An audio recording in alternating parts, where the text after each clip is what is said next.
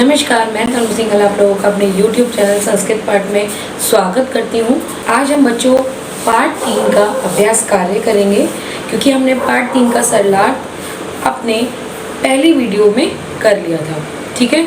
और बच्चों, अगर आप मेरी पहली वीडियो ना देख पाए हों तो आप आई बटन पर जाकर उन वीडियोज़ को देख सकते हैं। तो चलते हैं अपने अभ्यास कार्य की तरफ। वो सबसे पहला जो क्वेश्चन है बच्चों आप लोगों का, वो है आपका उच्चारणम कुरुत। तो उच्चारणम कुरुत में आपने क्या करना होता है, आपने करना होता है शब्द दिए हुए हैं, उनका उच्चारण मेरे साथ करना है। ठीक है।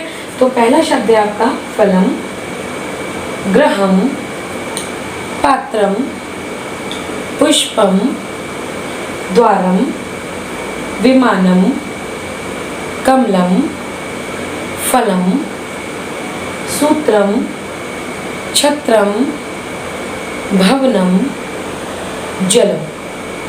ठीक है बच्चों, ये है आपका उच्चारण वाला पार्ट, जो आपने अपने आप से एक बार उच्चारण करके देखना है। ठीक है। नेक्स्ट है आपका इसी का एक ख पार्ट, चित्राणि दृष्ट्वा पदानि उच्चार्य, यानी कि चित्रों को देखकर पदों का उच्चारण करिए। ठीक है। चित्र दिए हुए हैं आपको और उनका आपने जो संस्कृत में नाम दिए हुए हैं उनका आपने उच्चारण करना है। तो पहला आपको जो दिया हुआ है वो पत्ते का चित्र दिया हुआ है, तो पत्ते को हम बोलते हैं बच्चों पर्णम। नेक्स्ट है खिलौने का चित्र, जिसको हम बोलते हैं संस्कृत में क्रीडनकम। फिर आपका एक नारियल का चित्र, नारिकेलम। फिर एक कंप्यूटर का चित्र, जिसको हम संस्कृत में बोलते हैं संगणकम। फिर है एक वातायन का चित्र, यानी कि ऐसे विंडो होती है एक, जिसमें से वायु का आवागमन होता है। ठीक है। तो उसे कहते हैं संस्कृत में वातायनम। फिर नेक्स्ट है आपका सोपानम कहते हैं सीढ़ियों को। नेक्स्ट है आपका उद्यानम, जिसे कहते हैं बाग। फिर है उपनेत्रम, इसका हिंदी रूपांतरण है चश्मा। कंकंतम, इसको हम हिंदी में कहते हैं कंघा। ठीक है। तो यहाँ पर आपको कंघे का चित्र दिया हुआ है, जिसको हम संस्कृत में बोलेंगे कंकंतम। आई होप कि ये दोनों ही क्वेश्चन ही आपको क्लियर हो गए हो। नेक्स्ट क्वेश्चन है बच्चों आपका वर्ण विच्छेद और वर्ण संयोजन। तो बच्चों, वर्ण विच्छेद और वर्ण संयोजन की वीडियो जो है मैंने आपको एक अलग से बना कर दी हुई है, तो आपको वो देखनी है और उनसे समझकर वो वर्ण विच्छेद और वर्ण संयोजन वाला पार्ट जो है वो सॉल्व करना है। अगर उसे देखकर आपको कोई भी डाउट हो या उसे देखकर आपको कुछ ऐसा हो जो ना समझ में आए, तो आप मुझे कमेंट बॉक्स में कमेंट करके ज़रूर बताएंगे। ठीक है। नेक्स्ट जो आपका क्वेश्चन है क्वेश्चन नंबर 3, जिसमें आपने कुछ चित्र देखकर उसमें आपको उनके संस्कृत के नाम लिखने हैं। ठीक है। तो आपका क्वेश्चन है चित्रम दृष्ट्वा संस्कृत पदानि लिखत। ठीक है। चित्रों को देखकर संस्कृत पदों को लिखिए। बढ़ते हैं अपने नेक्स्ट क्वेश्चन की तरफ, जो कि आपका क्वेश्चन नंबर 3 है। प्रश्न 3 में आपसे पूछा गया है चित्राणि दृष्ट्वा संस्कृत पदानि लिखत। ठीक है बच्चों, तो चित्रों को देखकर आपने उनके संस्कृत में शब्द लिखने हैं।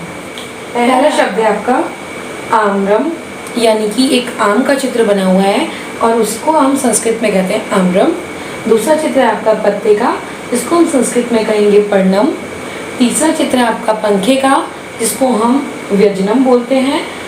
फिर आपका नेक्स्ट है रुमाल का चित्र, जिसको हम संस्कृत में बोलते हैं करवस्त्रम। फिर है एक धागे का चित्र, जिसको हम संस्कृत में कहेंगे सूत्रम।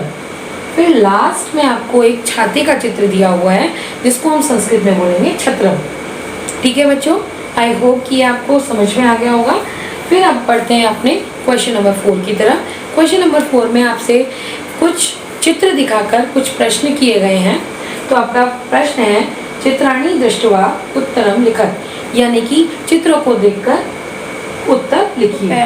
तो पहला जो क्वेश्चन है आपका किम पद्धति, ये आपको सॉल्व करके आपकी बुक में दिखाया हुआ है। कुछ बुक्स में फलम पद्धति लिखा हुआ है, कुछ बुक्स में पत्रम पद्धति या पर्णम पद्धति लिखा हुआ है आंसर्स में, तो मैंने वो नहीं लिखा है यहाँ पर। फिर आपका दूसरा क्वेश्चन है मयूरो किम कुरुतः, यानी कि मोर क्या करते हैं। मयूरो नृत्यतः मोर नाचते हैं। नेक्स्ट क्वेश्चन आपका एते के इस्तः, ये दोनों क्या हैं? तो एक खिलौनों का चित्र दिया हुआ है, तो वो है आपका, इसका आंसर होगा एते क्रीडन के इस्तः, यानी कि ये दोनों खिलौने हैं। बढ़ते हैं अपने नेक्स्ट क्वेश्चन की तरफ, जो कि अपने नेक्स्ट क्वेश्चन घ की तरफ। ये आपको दिया हुआ है बालिका किम कुर्वन्ति, बालिका क्या करती हैं? बालिका पठन्ति, बालिका पढ़ती हैं। नेक्स्ट है आपका ड़ में आपको दिया हुआ है तानी विकसन्ति, क्या खिलते हैं? आपका आंसर है पुष्पाणि विकसन्ति, यानी कि फूल खिलते हैं। बढ़ते हैं बच्चों अपने नेक्स्ट क्वेश्चन नंबर 5 की तरफ, जिसमें आपको क्या दिया हुआ है क्वेश्चन, निर्देशानुसारम वाक्यानि परिवर्तय, यानी कि निर्देश के अनुसार आपने वाक्य का परिवर्तन करना है। पहला आपका जो सेंटेंस है वो है एते पढ़ने इस्तः, ये आपका द्विवचन का सेंटेंस है बच्चों, इसको आपने बहुवचन में परिवर्तन करना है। तो इसका परिवर्तन होगा एतानि पर्णानि सन्ति, यानी कि बहुत सारे पत्ते हैं, ये बहुत सारे पत्ते हैं। मयूरः नृत्यति, नृत्यति, मयूरः नृत्यति, इसको आपने बहुवचन में इसका परिवर्तन करना है, तो आपका बहुवचन में ये हो जाएगा मयूरः नृत्यन्ति। नेक्स्ट है आपका एतानि यानानि, इसको आपने द्विवचन में चेंज करना है बच्चों, इसका द्विवचन हो जाएगा एते याने। नेक्स्ट है आपका छात्रे लिखतः, तो इसको आपने बहुवचन में चेंज करना है बच्चों, तो इसका बहुवचन हो जाएगा छात्रा लिखन्ति। ठीक है।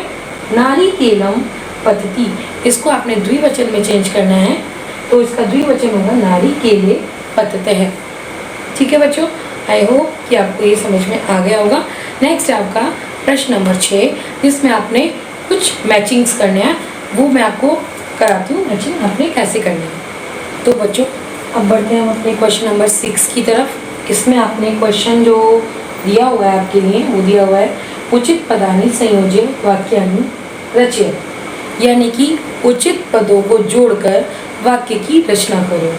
तो आपने दोनों तरफ आपको शब्द दिए हुए हैं, आपने दोनों में से एक एक शब्द लेकर एक वाक्य की रचना करनी है, यानी कि आपको 6 शब्द इधर दिए हुए हैं और 6 इधर, तो इस तरीके से आपके 6 वाक्य तैयार हो जाएंगे। ठीक है। तो पहला है आपको जो बनाना है वो है कोकिले के साथ। तो कोकिले के साथ आप देखेंगे कि बच्चों कोकिले की, कोकिल जो होती है कोयल, यानी कि उसकी आवाज़ को हम संस्कृत में पूजती बोलते हैं, मतलब पूजना बोलते हैं। ठीक है। तो इसके साथ कोकिले, क्योंकि ये द्विवचन है, तो इसके साथ आपका लगेगा कोकिले पूजते हैं। ठीक है। नेक्स्ट है आपका पवन है, तो पवन जो है वो हमेशा चलती है, बहती है, तो पवन है बहती। नेक्स्ट है पुष्पम, फूल खिलते हैं, खिलने को हम विकसित होना कहते हैं, तो पुष्पम विकसति। नेक्स्ट है आपका खग, खग कहते हैं पक्षी को, पक्षी उत्पत्ति यानी उड़ते हैं। नेक्स्ट है आपका मयूरः नृत्यन्ति, मयूर के साथ यानी मोर के साथ नृत्यन्ति आता है ज़्यादातर, क्योंकि मोरों की खासियत होती है नाचना, तो मयूरः नृत्यन्ति। सिंहा गर्जन्ति, सिंह की आवाज़ को हम कहते हैं गर्जना करना, तो सिंह के साथ हम करेंगे गर्जन्ति। सिंहा गर्जन्ति, बहुत सारे शेर दहाड़ते हैं। ठीक है बच्चों, आई होप कि आपको क्लियर हो गए होंगे। और यहाँ पर हमारा जो पार्ट 3 का अभ्यास कार्य है वो समाप्त होता है। अगर आपको इसमें से कुछ भी ऐसा लगा हो कि आपको समझ में नहीं आया हो, तो आप कमेंट बॉक्स में कमेंट करके ज़रूर बताइएगा। और नेक्स्ट वीडियो में बच्चों हम पार्ट 4 का सरलार्थ करेंगे, और पार्ट 4 का सरलार्थ करने के लिए, आपको समझने के लिए मेरी वीडियो को देखना ज़रूरी है। और आपने क्या करना है, बेल आइकन प्रेस करना है, मेरे चैनल को सब्सक्राइब करना है। ठीक है, जिससे कि आपको आने वाली जितनी भी वीडियोज़ हैं और उनके बारे में जितनी भी जानकारी है आप तक समय के अनुसार पहुंच जाए।